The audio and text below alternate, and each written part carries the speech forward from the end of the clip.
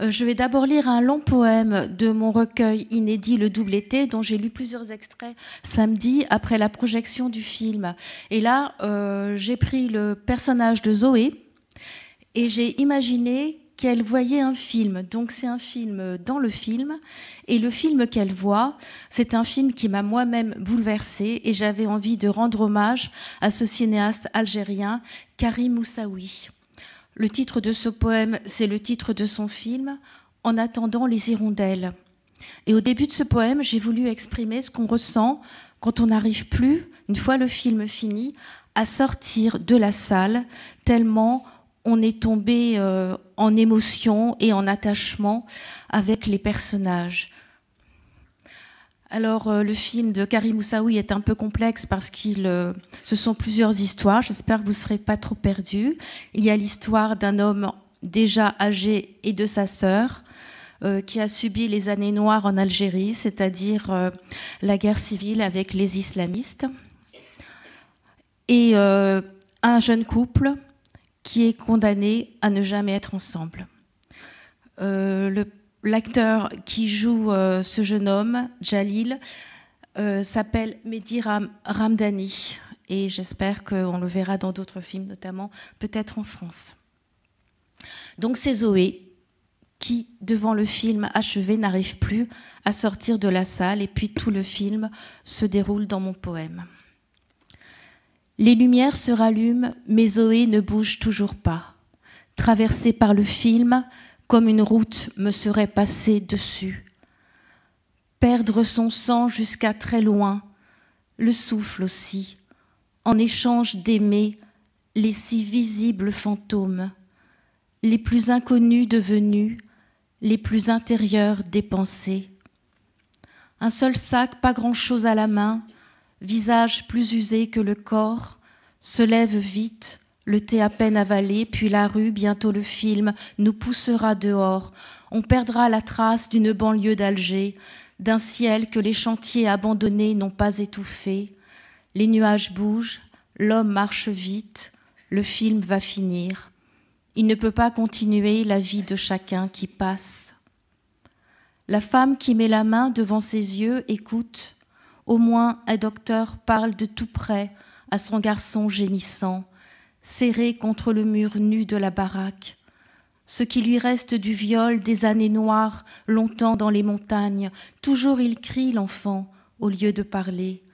Le docteur tend la main, lui touche doucement le dos. Alors l'oncle a pris son sac qui ne pèse rien pour repartir, ne peut pas rester près d'elle, il faut travailler quelque part, marcher en silence entre les histoires de tous, chacun la sienne.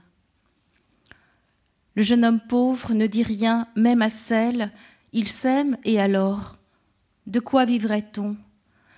Elle recule dès qu'il s'approche, ne me dit plus rien. La voiture glisse une journée entière dans les Aurès. Je te confie ma fille, amène-la chez son fiancé, j'arriverai demain. Chaque kilomètre qu'ils font serre la gorge. Jalil la regarde dans le rétroviseur comme on boit une gorgée, mais tout de suite, le verre à peine touché s'écarte. Dans le petit miroir suspendu se refuse au visage qui la cherche, et tout se déchire sans fin. Je vis dans un pays où le peuple a soif, et celle que j'aime préfère ne pas me voir et me blesse. Le sac est léger, il n'avait pas pris grand-chose, pas le temps de manger. Le thé, ça ira. Ma sœur si jeune quand ils l'ont poussée dans une grotte et les islamistes se sont jetés sur elle. Toute sa vie a disparu devant les crachats et l'enfant malade. La solitude, on n'en parle pas. Elle est devenue si forte, la jeune fille qui aimait venir au soleil en robe fleurie. Forte ne veut pas dire heureuse, comme moi, son frère. Je marche vite puisque je marche seule. Encore étourdi de toute la route qu'ils ont faite, Jalil titube sur la terrasse de sa chambre d'hôtel. Mais c'est elle, Aïcha, déjà loin. Sur un sentier marche encore plus vite dès qu'elle comprend qu'il la suit. Quand elle se retourne, sa bouche est si laide que Jalil n'ose pas, vraiment pas, s'approcher de sa douleur et baisse la tête. et voit le bracelet mal caché dans la manche, bijou de peu donné et reçu il y a 2 ans. Derrière le tronc le plus épais du bois, elle rougit. Jalil ne dit plus rien pour ne pas insister. La mémoire est comme un trou, on ne bouge pas devant elle. Ils rentrent à l'hôtel, des cailloux roulent devant eux, trop légers pour les faire trébucher, mais vite, le crépuscule vient vite. Une musique sort du sous-sol, Aïcha veut danser, faire bouger le présent réfugié dans mon corps, le vrai, celui qui monte au visage qui te regarde, pas le présent en démolition, je marche sur lui et me tourne vers toi. Souris, tout s'oublie de ce qui va arriver, ne tenant rien ni personne, main légère, que tendent des bras ouverts, elle avance et recule, et tourne et revient. Jalil se lève, vient lui aussi fouler aux pieds ce qui n'arrivera pas. Il n'y a que la transparence. Leur colère est tombée comme des vêtements qui ne vont pas. Il n'y a pas. Maintenant, ils montent un escalier, et toujours les ventres vides. C'est le couloir des chambres, côte à côte. Jalil devient statue. Je n'ai rien à te donner. Laisse-moi te donner mon temps, mon silence. Aïcha recule jusqu'à la porte de sa chambre. Tout s'arrête. Lui n'a rien dit, rien fait. Qui d'autre verrait l'horizon brûler et qu'elle respire mal? Lentement, elle touche la main de Jalil avant de la prendre pour le conduire à la porte qui s'ouvre. Ayez pitié de ceux qui vont s'aimer toute une nuit, parce qu'après, il n'y en aura plus. Mais ne les regardez pas, pensez à la neige que l'avalanche entraîne malgré elle à devenir tombe, ou au sein que le chirurgien va découper pour qu'une femme survive, et elle ne sait pas si elle doit éviter son contact ou le caresser quand elle referme sur lui sa chemise de nuit pour la dernière fois, si elle doit avoir pitié d'elle plus que de lui. Cela aura eu lieu, même quand au matin, Jalil piétine seul près de la voiture, ayant rempli le réservoir du retour et fume une cigarette de misère. Ils se sont serrés nus l'un contre l'autre, les yeux ouverts jusqu'au matin. Comme la neige tombe, la musique touche nos lèvres perdues, nous qui avons erré et puis cela a glissé entre nos bras avides, dit le chant. C'est assez, je l'ai vu. Maintenant j'espère, aujourd'hui même, avec joie, partir d'ici. Mais avant, pourquoi ne pas laisser faire la voix déchirante qui rapproche les bords d'une plaie le plus doucement possible?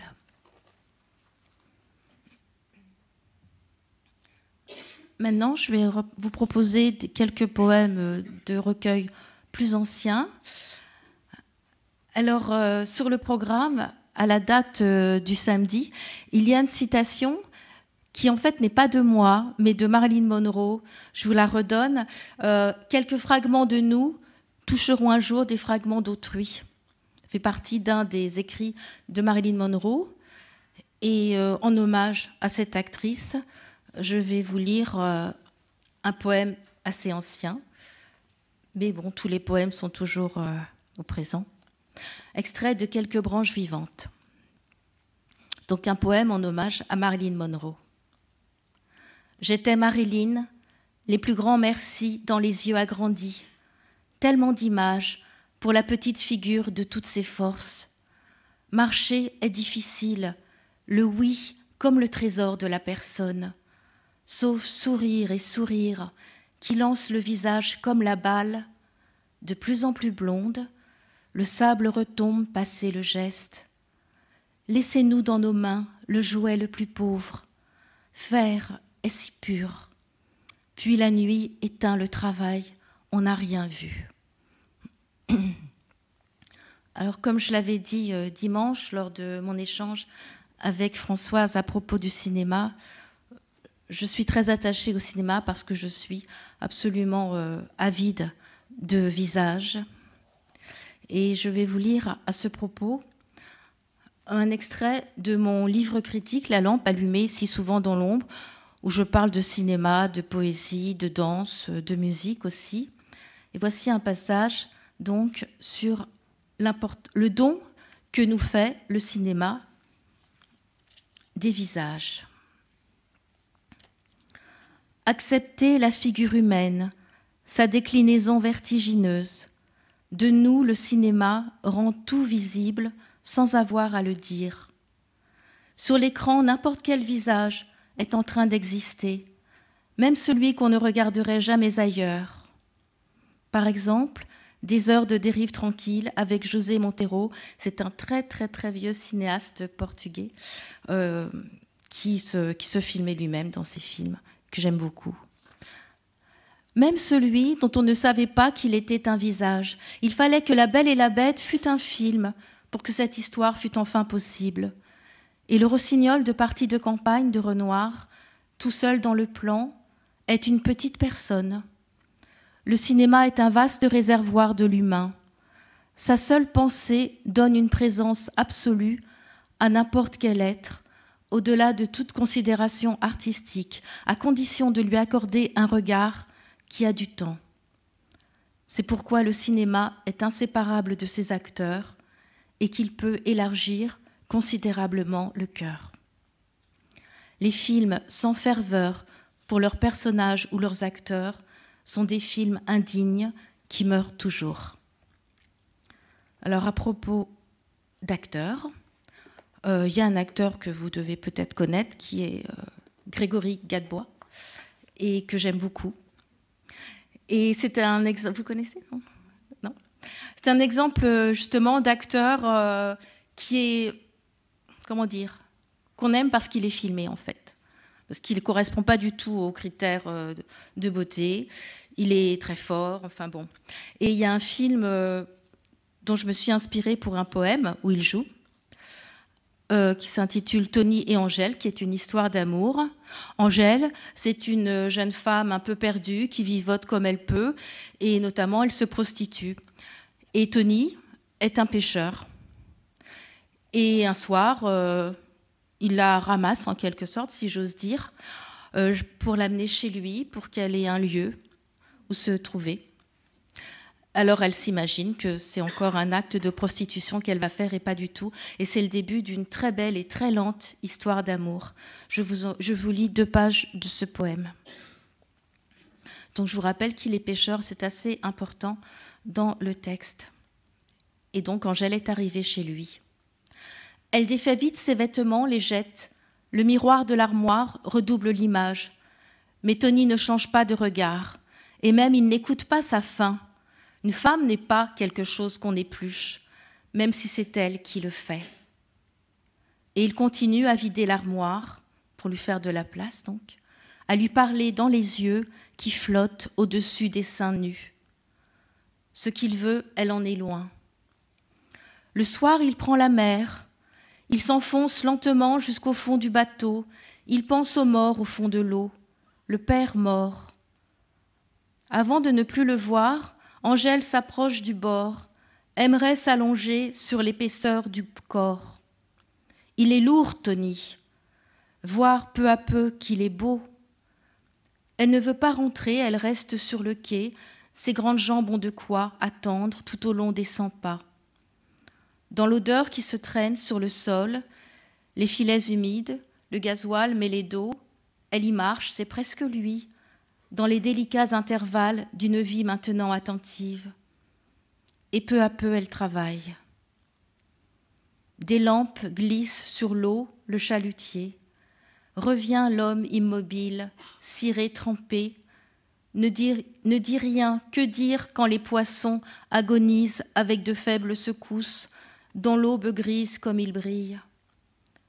Le pêcheur ne les regarde pas, il le sait. Angèle piétinait silencieuse. Elle piétine plus hardie, heureuse de revoir son visage rouge de froid. Elle imagine le sommeil qui le fige, les grandes claques. Tony peut les supporter. Nombreuses les nuits qu'il a vues.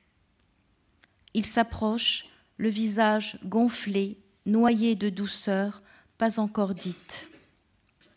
C'était un extrait du dernier livre des enfants, paru chez Flammarion.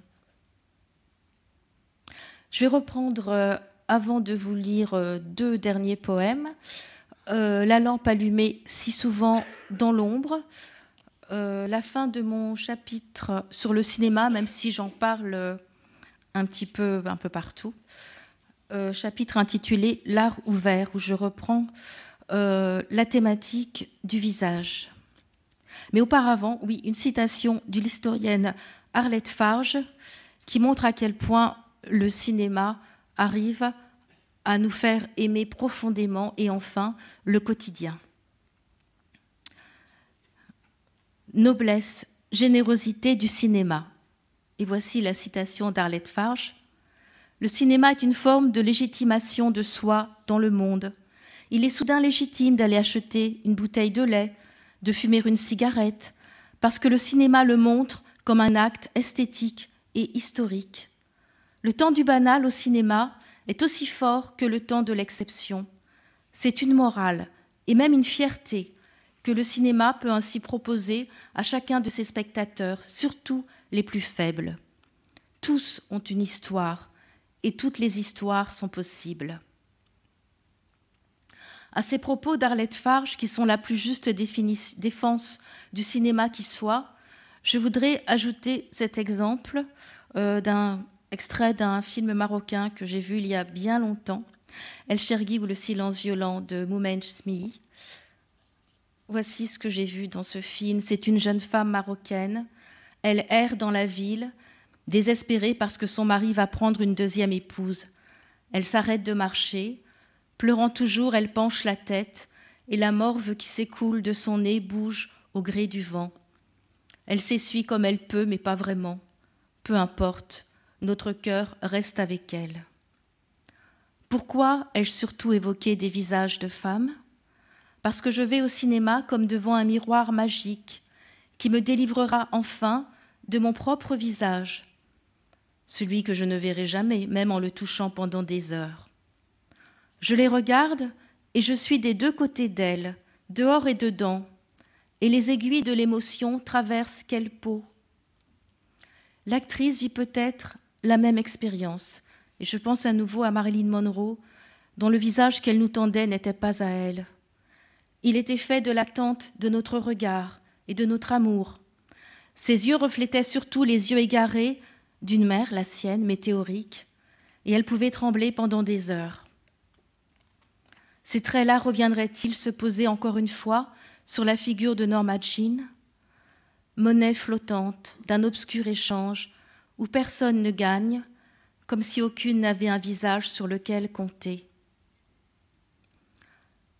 Parfois, pourtant, j'ose me tourner vers toi, dans ce noir toujours un peu éclairé. Ardeur soudaine en retrouvant la réalité de l'autre, t'embrasser me réveille. Réaliser encore une fois que la beauté des hommes est celle qui se touche, que la vie est à vivre. Et je vais maintenant passer à mon avant-dernier poème, extrait des Compagnies silencieuses. Donc, j'ai commencé par Zoé, spectatrice d'un film, et là, c'est un souvenir où j'étais spectatrice d'un film, moi aussi, à côté d'un homme qui était plus absorbé par l'écran que par moi. Heureusement, c'est un recueil très ancien, Les Compagnies silencieuses, que j'ai intitulé donc ce poème « Le cinéma ». Je m'assois, mais déjà je glisse.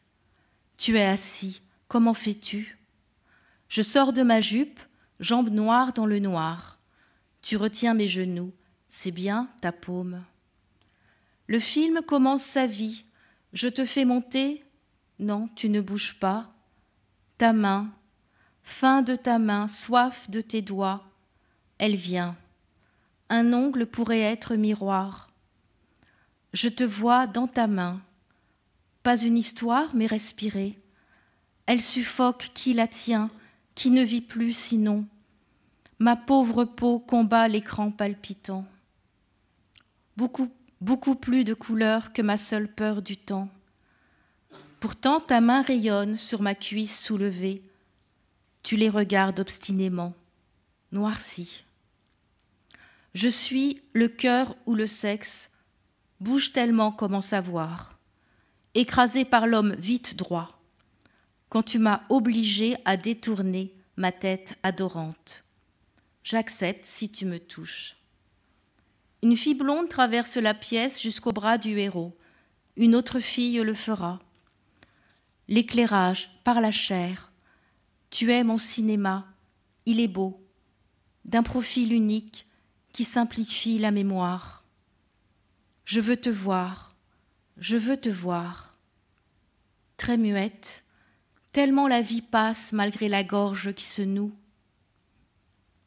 Notre film se compte en heures. Ta main sur mon ventre, ce serait l'enfant. Ton bras nu, je sais, en ce moment tu me le donnes, ce serait l'été puisqu'il n'y en aura pas. Et ton cou pour me consoler avant que, parce que tu te lèves, notre maison. Mais oui, je dis merci. Toute la lumière sur moi quand tu m'embrasses sur le visage. Et je vais finir par un poème encore plus ancien, extrait de mon premier recueil. Alors, comme si c'était hier, qui est paru chez Tarabuste, c'est une anthologie de mes plus anciens... des textes qui ont paru chez Tarabuste, en fait, sauf L'amour 1, qui est ma première publication. C'était une plaquette inspirée par Retour à Pench, qui est le roman de William Foster, qui a été adapté au cinéma par James Ivory sous le titre Maurice. Et puis après, il y a mon premier recueil et enfin d'autres, vous verrez. Et là, je prends la toute fin du recueil Les Miettes de décembre pour vous quitter toujours en parlant des visages. Nous n'aurons sur la terre qu'un visage. Nous le tendons sans repos aux autres, qui ne voient que lui en nous, mais leurs yeux le dévorent vers nous, affamé et plein. Lui pour l'éternité même mort. Ne nous retirez pas le ciel, qui changeant sans sortir de lui, nous dit où l'âme respire dans un corps. Merci.